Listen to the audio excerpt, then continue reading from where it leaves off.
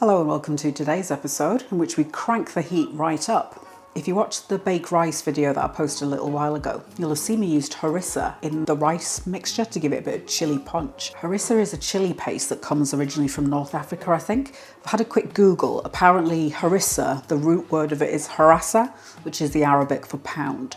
So, because they pound chilies down into a paste. It can be made with fresh chilies, but I'm going to use dried because I've got a massive bag of them that I bought from the Chinese supermarket a while back and they need to really start getting used up more than I am. It's the same ones I used in the tomato and chili chutney dip thing that I posted a couple of years ago now. It's gonna hopefully be a very fast and easy thing to throw together. And then once I've made it up, I'll give you a few ideas of how to use it, things you can put it on, in, around. I'll go quickly through all of the ingredients, show you what I'm gonna use. So here's the all-important chilies. These are the dried chilies. I'm not sure what variety they are, but I don't think it matters so much. It's 18 grams of them, which if you packed it all into a cup measure, probably be 1 cup thereabouts. I've soaked these in Lapsang Souchong tea. It's got a smoky flavour to it that's really, really tasty, a little bit meaty almost.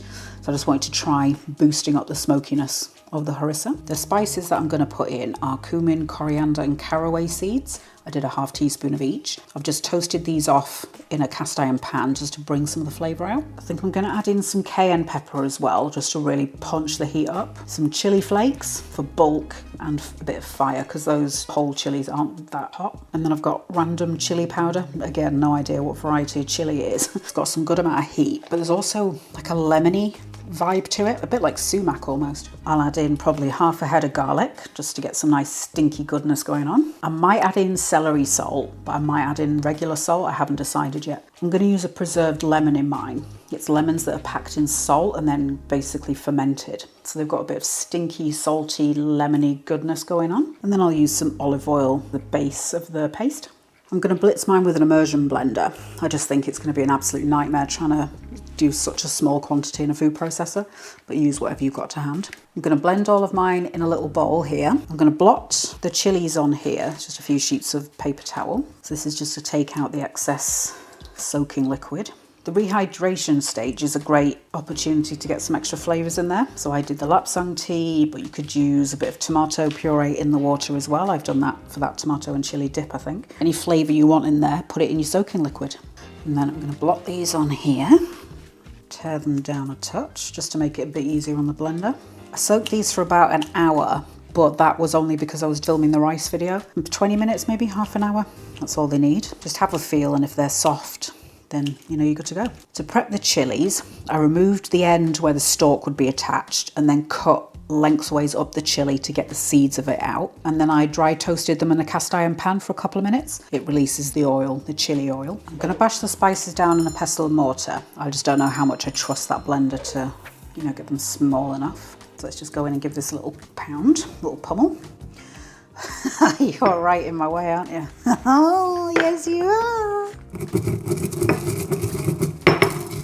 I might only use half of this, we'll see. So that's probably 5 tablespoons of chili flakes. I'm just going to mix this through because I'm hoping that whatever moisture's left in the whole chilies will start being absorbed by the chili flakes. Do a ½ teaspoon of cayenne pepper. This is going to be punchy, okay? And I'm going to do like a ½ teaspoon of the whatever random chili powder it is. Stir that. Just figuring out how much garlic to put in there.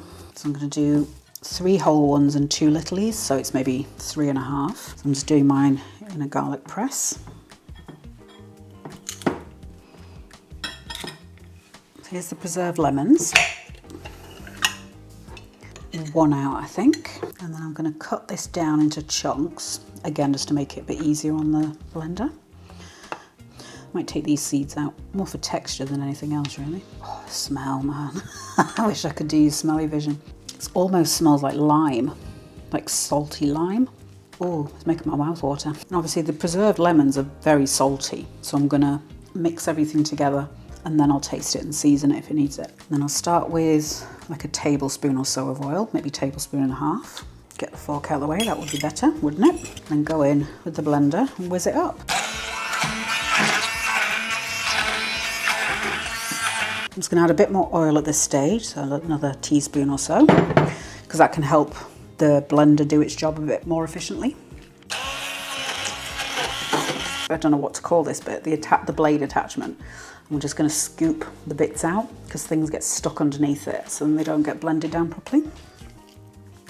It's probably better to make this in something narrower just because it contains everything under the blades a bit better. So I'll try a little bit there.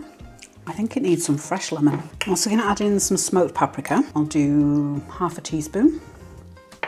Then I can try it and add a bit more. And then I've got a very small lemon there. So I'll start with like I don't know, a teaspoon maybe. Let's get these pips out. I'm gonna have a try of this using a clean spoon. Don't be trying it and then putting the spoon back in the bowl, especially in something like this because we're not cooking anything. So the bacteria from your mouth is gonna sit in there.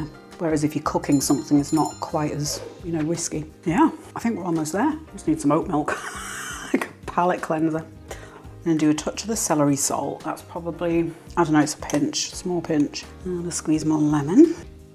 Now I've got an idea of what the base flavour is. I'm going to add in, I think I'll start with half of the spice mixture. And I'll give this a try. I'm going to do a touch more lemon juice and I think we're there. This is very much going to be a to taste kind of recipe. So just do a bit, try it, that kind of thing. So I think that's at a really good stage. My mouth is on fire though, so it becomes a bit difficult to fine-tune tastes because the rice was also quite chilly. So I'm going to leave it overnight. I'll try it again tomorrow and I might add the remainder of that spice mixture in. I'll see. But at the moment, at least, it's tasting really good. In terms of buying the chilies, and this applies to all spices really, it's worth having a look at either an Indian supermarket or an Asian, like Chinese supermarket, those kind of places, because it's going to be much, much cheaper than your your big five, especially if you're in the UK. You can also look on eBay. What I do is I'll find a listing and then find the seller, and then quite often they have a website. So if you go directly to the seller's website, it works out much cheaper because they have to bump the premium up on eBay to make a bit of money to compensate for the commission kind of thing. The reason I put the chili flakes in there was for bulk because I used up a fair bit of that bag. But it's meant there's a lot of seeds in here, which they'd get stuck in your teeth quite badly. So if you can, I would stay away from chili flakes or anything that's got loads of seeds in, because with the whole ones I took the seeds out. If you can get a variety of dried chilies, absolutely throw them in, because chilies they hit your palate in different ways, like different varieties. So buy 4 or 5 different types and bosh them all together. In terms of how to use harissa, in the Middle East what they'll do is have like a little plate or a little bowl of hummus with some pita bread, some olive oil, that kind of thing, and blobs of harissa on the plate, and just scoop it up and eat it like that. You could mix it into hummus, or if you have a wide flat bowl, pile some hummus on there and dot the harissa around it. That'd be really tasty because then you get little hints of the harissa, whereas you mix it in, everything tastes of it. It is a punchy, fiery little condiment, depending on which chili you use. A few months ago, I used some harissa to make a super quick kind of curry type thing. So I mixed harissa with a few tablespoons of soy yogurt, like unsweetened soy yogurt. And then I think I did a bit of oat milk just to thin it down a little bit. And it makes a cracking little sauce for tofu, seitan, that kind of thing. Really, really nice. You could do a similar thing to the herb stuffed tofu that I did. Just cut a slit into it and then pack the harissa into the slit. And then you could either put the kind of tamarind soy thing that I did on the outside, or take some chicken flavour stock powder and mix it with a seasoning mix like Old Bay or the bacon one that I did in the breakfast pancake sandwich, and then pack that on the outside, air fry it or bake it or pan fry it, that kind of thing. Just got a super fast, very delicious, flavoursome meal. Of course, you can also use it in the baked rice, which I'll link to in the description and probably put a card up for you as well. It'd be nice if you're making a chili, but also if you were doing meatballs, you could put like a tablespoon or a couple tablespoons into the mixture while you're shaping them, and then you've got the seasoning done and dusted kind of thing.